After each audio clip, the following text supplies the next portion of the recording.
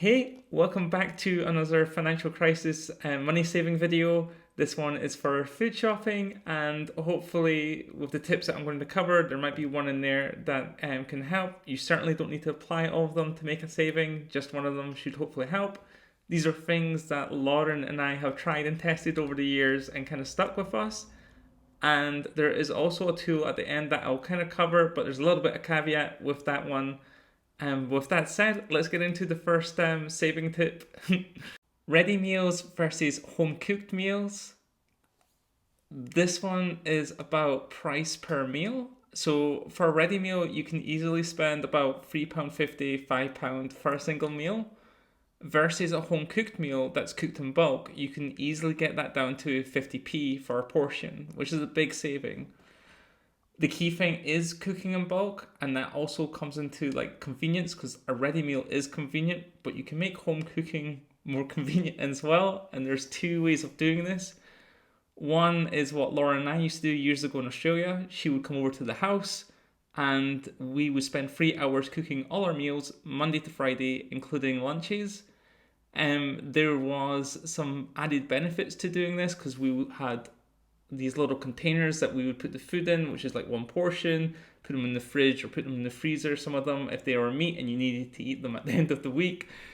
It also made the cleaning easy because you could just eat from the container and then bundle them all up and wash them in one go, or have a dishwasher. Yep, just put them in the dishwasher, and that was like super easy and super good. But 3 hours was a bit of a chunk of our weekend to do that all in. So where we are at the moment is I cook Monday to Friday with at least a 4 portion meal each time I cook. So what that means is on a Monday after work, I will cook a meal that does us for dinner. That's 2 portions, and enough for lunch, which is another 2 portions. That's the minimum. Sometimes I can have some meals that I can get 6 portions easy out, but these are like kind of quick meals that I can do that kind of effortless and convenient for me as well. So you can kind of break it down like that instead of doing it all in one go. But that kind of ties us nicely into the second section, recipe rotation. This is about having a few selected recipes that you rotate around each week. And by doing so, it helps with two things. One is going shopping, because since you are only down to maybe 10 recipes and you choose which ones you're going to cook that week, it means that you know where the ingredients are in the shops or what you need to pick up. So it just becomes much faster shop, which is really good. The other thing with it as well is that you get good at cooking those meals, and it should make it less of like a burden to cook, because you won't need to think about how long do I cook this or what do I need to add next. You just simply cook and you do it because you've done it over and over and over again. And it also makes it easy to tweak those recipes if you want to kind of try a little bit of a different on the flavor with it. So yeah, having a small select arsenal of recipes helps, and it helps as well with being disciplined not to go and get so many ready meals or takeout food. And I definitely enjoy takeout food, but also I do have like an emergency pizza in the fridge for one of those days or whatever. So yeah, it's still okay to do those things, but the less you do them, the more you can save as well on that. I would say the biggest drawback on this is that you end up cooking for the sake of like just eating rather than cooking and enjoyment, because you're eating the same things in and out every other week, and that might be a bit mundane. But one way that we counteracted that was Lauren started to cook at the weekends, and she will often cook something that just we haven't had before. So she'll make some type of exotic curry or something like that, and that kind of spices up the week. I just realized what I said there, but yeah, I think that it's a good thing to have a limited set of recipes, and I'll also get on later in the video where you can find those. But that leads us on to our next point. Main bulking ingredient. This is the main ingredient to your recipe. If you can bring the cost of this ingredient down, then it should proportionally bring the most savings to your meal. And you basically want this ingredient to be the one that has the most weight in your meal, the thing that makes your meal heavy or filling or more filling. No, filling. Yeah. Um, so there's three to begin with that I would recommend starting with. One is the potato. If you can find recipes where you don't need to skin them, then that means you just need to wash and quarter them, and you could maybe throw them into a curry, and that's an easy way of using potatoes. The other one is pasta, which I think is the quickest one to cook with. It's still quite cheap as well. And rather than putting more filler into the pasta, having more pasta but good sauce to pasta ratio is important. But yeah, pasta is really cheap. The other one is rice. Rice tends to be super cheap. I think we get a bag of rice somewhere between 20 or 30p in our shop, and that bag of rice can do about 8 portions of food at least. I think it's a bit more than that. So it's great, great value for the rice. All three of these are fine, they're healthy. Um, there is other kind of bulking ingredients that you can add to your meals if you want to be a bit more adventurous. There's squash that people use in their meals, and there's also um, couscous that's cheap as well and easy. So those two I think are kind of good value for the weight that you get in your meals if you want to try something different. But certainly the first three that I mentioned, they are definitely good bulking agents that are very versatile as well with the recipes. There's many recipes you can do with any of those three, and yeah, haven't had any issues with that, and we've been doing that now for a few years using those. So yeah, choose a recipe that has one of those and is simple to cook with as well. Reducing meat consumption. Meat is probably one of the most expensive ingredients you can get during your weekly shop, particularly if it's something like salmon. We used to eat salmon every week, and I think now like salmon's about £4, which is 10% of the up end of a weekly shop for us. So we try to eat more vegetarian as well. When we were really saving for our wedding, Lauren was like, "I'll eat cardboard." And I was like, "It's okay, we can be vegetarian." And I cooked vegetarian Monday to Friday, and I saw our food weekly shop. This is about 2019 or so. Went down to like £25 a week, which is pretty good. Even now, if we have a mostly vegetarian week, the food shop's between £30-35, which is still really good. We don't we don't go full veg during the week anymore, but we certainly don't eat meat every day. So maybe every second day at most we'll eat meat.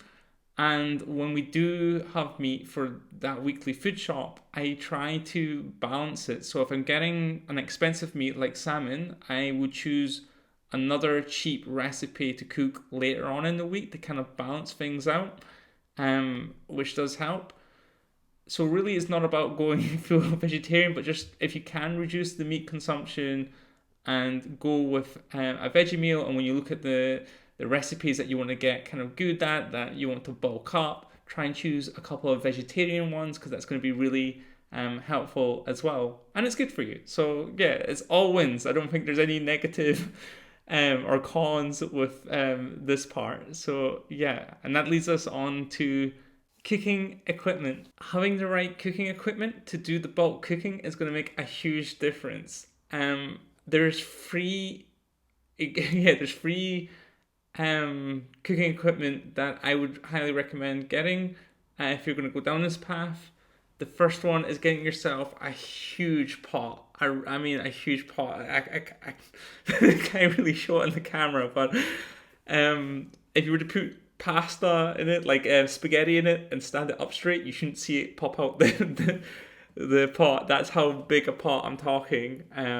Having something like that is just super good with cooking, because yes, you can do all the stew stuff in it, but what's really helpful is once you do cook pasta and you strain it, you throw the pasta back in and the sauce in your frying pan, and you can mix it all around. It's just super fast and you can serve from it. Get yourself a big pot. Big pot's a big win. The other big thing to get is a frying pan. A huge frying pan. I got one that was the size of like the top bit of a wok. Maybe it's a way to put the size in it. It's really, really big. But flat. It's not a wok. It's a frying pan that's, yeah, like I said, a large diameter. And that is super helpful as well. When you're cooking big portions, it's not going to overflow. You can stir the frying pan or move things or flip things. You can also partition on a big frying pan. So if you've got to cook and then add another ingredient and cook and add, you feel like, oh, this thing's cooking too fast, you can just shimmy the thing around the frying pan onto the cooler section and let the other parts cook. So definitely it was a big win having a large frying pan. And the other utensil that or cooking equipment that really helps, if you ever seen Uncle Roger, the online comedian, he always goes on about a rice cooker, and I have to verify this. A rice cooker makes the world a much ricier, nicer, nice place. Yeah, it's so like I never cooked that much rice till I got the rice cooker in because I just hated having to hang around and stir and all that stuff. Rice cooker, you just literally wash the rice, bung it in, add water, switch it on. No stirring, no nothing. The water just completely evaporates in it. It's super easy to clean, and yeah, just something that you just turn on and forget about. Which who doesn't want that when you're cooking? um, there are other like kind of secondary utensils that might help. Actually, one I should have mentioned above as well is having sharp knives. Having a really good pair of knives makes a massive difference. We got given a really good pair of knives, and I still haven't had to sharpen them. They're that good. Had them for 2 years now, I think.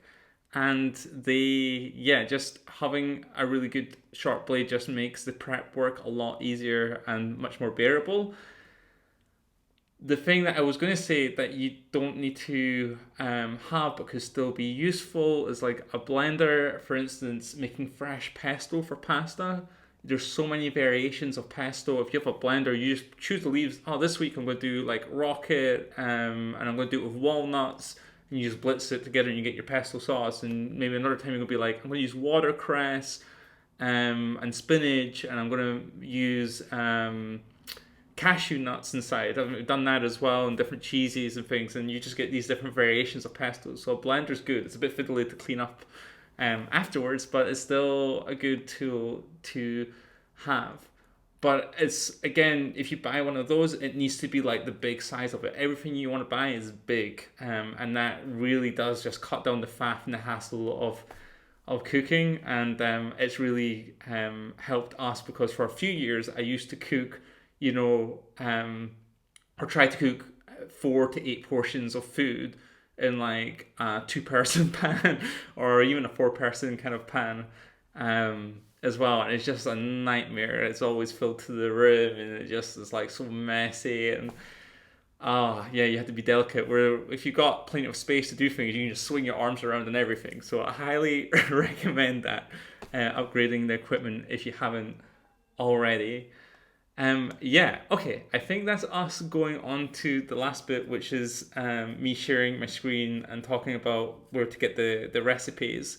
And sadly, there's a bit of that feature that I wanted to show, but they've removed it since I've last been on, so I'll talk about that. But again, with low budget and cheap graphics, we're going to zoom in onto my screen. Recipes. I can't recommend the BBC Good Food site enough for recipes. There is so many on this site, and I just quickly want to show you kind of like the variety here. So like I'm on their quick dinner recipes, which is like meat and vegetarian, and you can go through and they're all rated in here, and there's a good variety of the different types of food, and you can see some with high ratings because lots of people have cooked those.